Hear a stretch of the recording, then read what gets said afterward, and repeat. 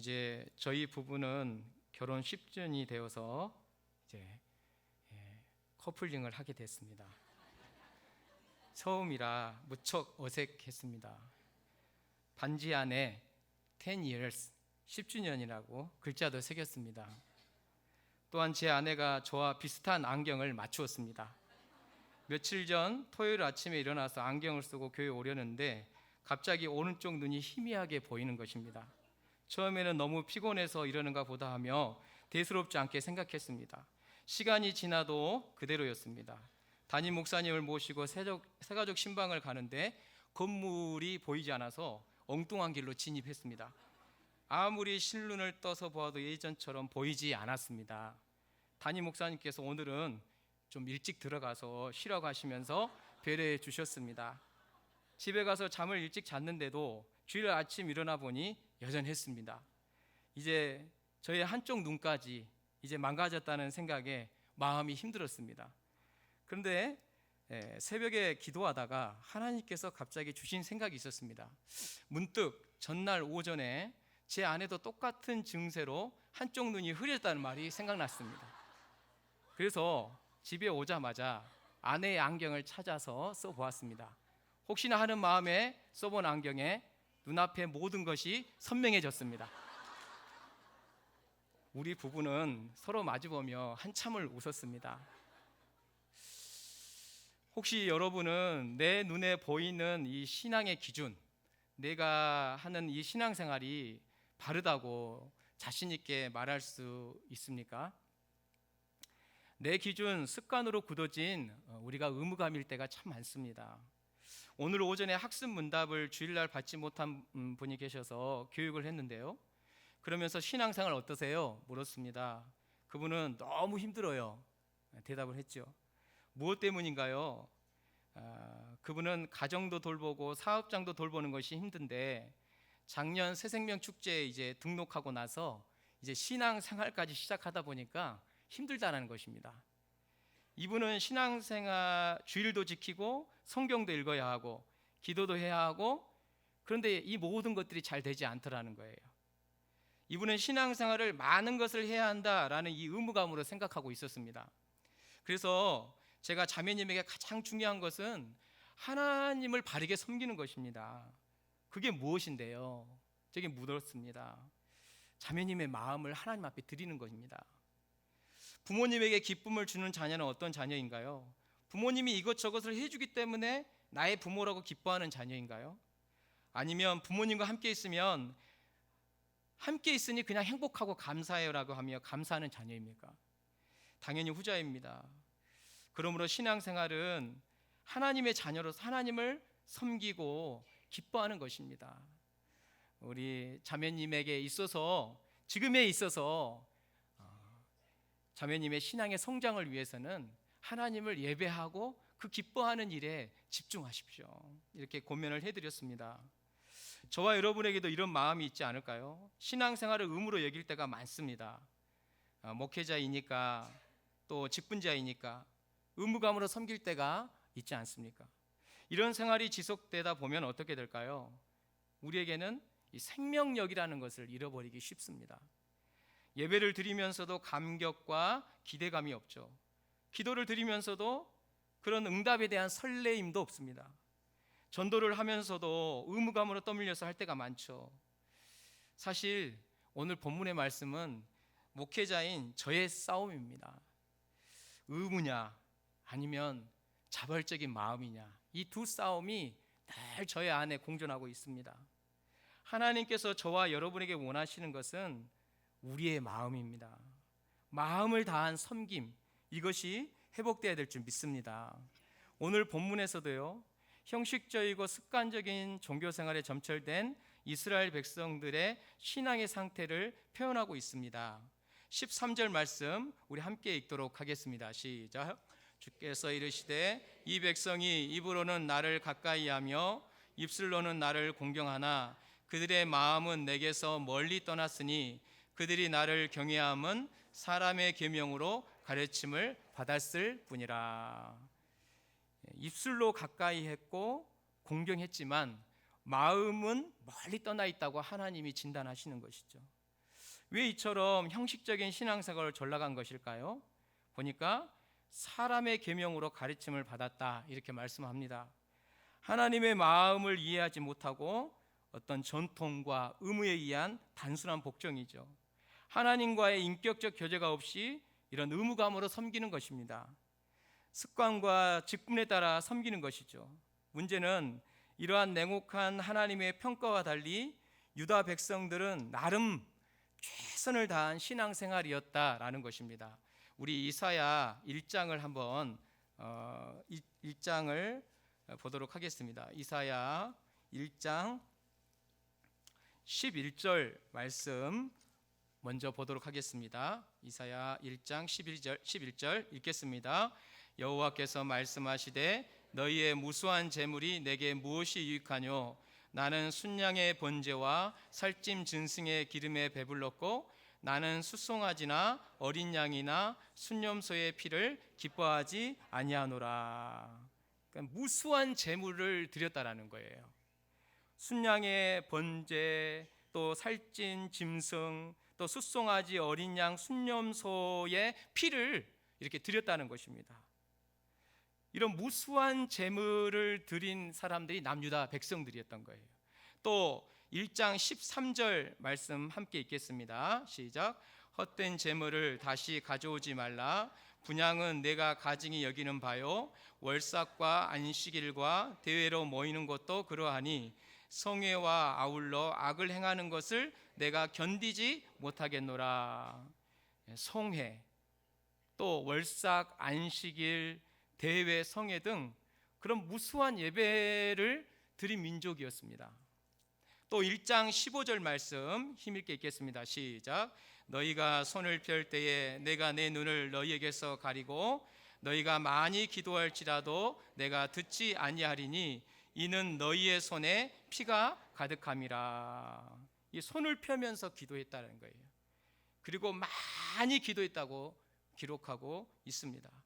손을 펴며 많이 기도하는 성도를 찾기도 어려운 지금의 시대를 생각하면 이렇게까지 무수한 재물과 많은 제사와 또 이와 같은 기도의 모습을 갖춘 남유다 이 백성들을 생각할 때 본인들의 나름 성숙한 신앙생활을 하는 것 아닌가 착각할 수 있었을 것입니다.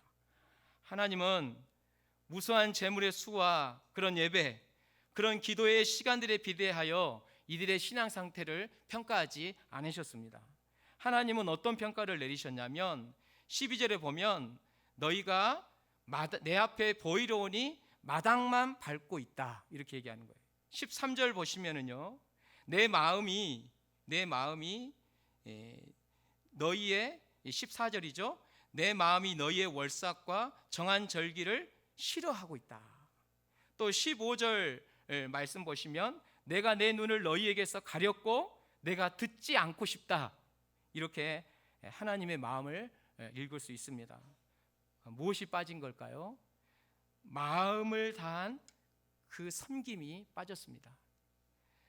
그러면서 무수한 제물과 예배, 기도를 드리기 이전에 무엇을 회복하라고 말씀하시냐면 16절, 17절 말씀인데요. 우리 힘있게 읽겠습니다. 시작. 너희는 스스로 씻으며 스스로 깨끗하게 하여 내 목전에서 너희 악한 행실을 버리며 행악을 그치고 선행을 배우며 정의를 구하며 학대받는 자를 도와주며 고아를 위하여 신원하며 과부를 위하여 변호하라 하셨느니라.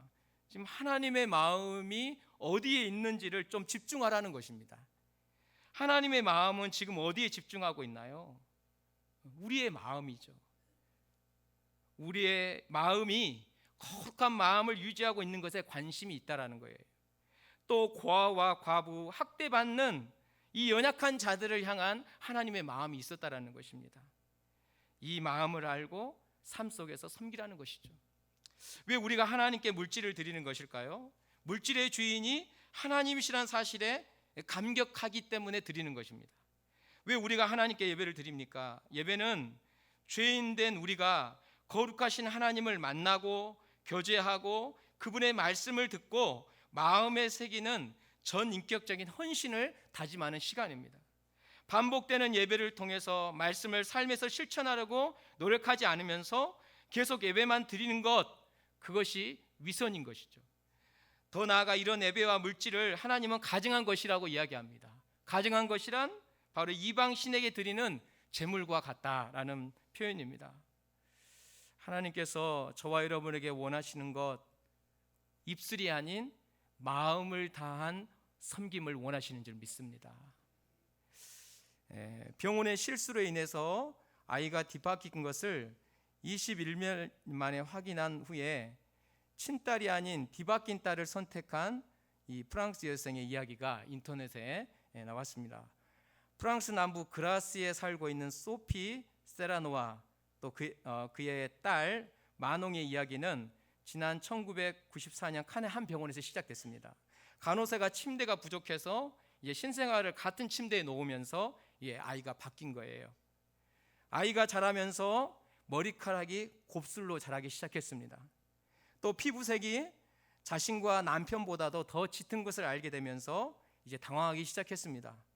동네 사람들이 아마 우체부의 딸이 아닌가 수군거리기 시작했고, 남편은 의심하면서 친자 소송을 내었습니다. 자신의 딸이 아니라는 사실에 이제 모든 것이 흔들리기 시작한 것이죠. 급기야 남편은 이혼을 요구했습니다. 2010년 병원을 상대로 민원을 제기했고, 경찰은 멀지 않는 곳에서 친딸을 찾아냈습니다. 세라노에게는 12년의 법정 투쟁이 계속되었는데, 프랑스 법원은 두 가족에게 23억 3천만 원을 배상하라, 이렇게 판결을 내렸습니다. 중요한 사실은 아이가 뒤바뀐 것을 알고 이 두 가정은 여러 차례 만남을 가졌죠. 그러면서 두 가정 모두 각자의 친딸과 이렇게 친밀한 관계를 만들어 보고자 했는데 그게 잘 안 됐다는 거예요. 결국 의논 끝에 지금까지 키워온 아이를 계속 각자 키우기로 했습니다. 마농은 부모를 처음 만났을 때 내가 얼마나 그들을 닮았는지 한눈에 알았다면서, 그러나 완전히 낯선 사람 앞에 앉은 기분이었다고 이야기합니다. 또 세라노는 나의 생물학적 딸은 나를 닮았다. 그러나 나는 어느 순간 내가 모르는 사람을 낳은 것이라는 깨달음이 왔고, 그때부터 나는 더 이상 그 아이의 엄마가 아니었다. 이렇게 고백했습니다. 사실 혈연 관계를 중요시하는 우리나라의 문화에서는 있을 수 없는 일입니다.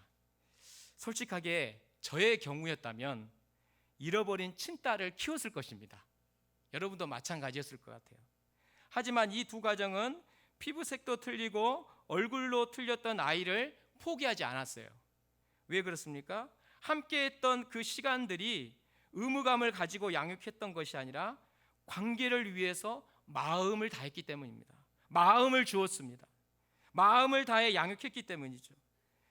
부모 자식과의 관계 안에서도 마음을 다한 관계가 더 중요했습니다. 하물며 창세전부터 나를 예비하시고 육신의 부모에게 나를 보내시고 내 머리카락 한 올까지 관심이 있는 하나님은 얼마나 더 저와 여러분과의 그 관계에 집중하시겠는가 하는 생각을 하게 됐습니다.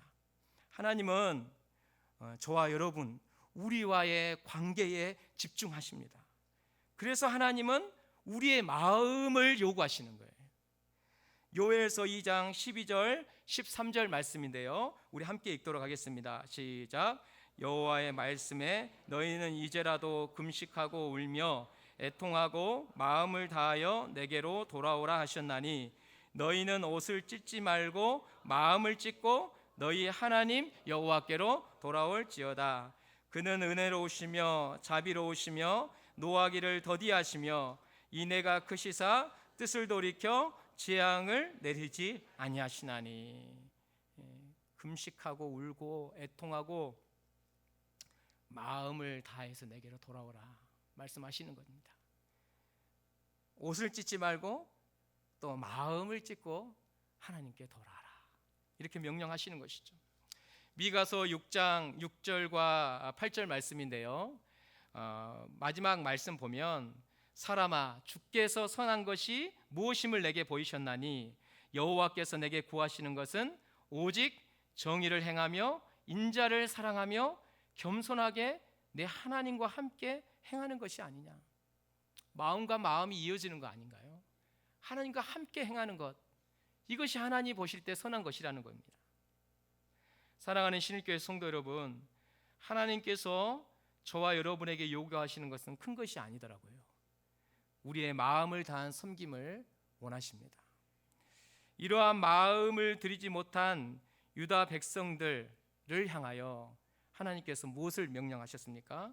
다시 우리 29장으로 넘어가시면은요, 29장 10절 말씀 읽도록 하겠습니다. 시작.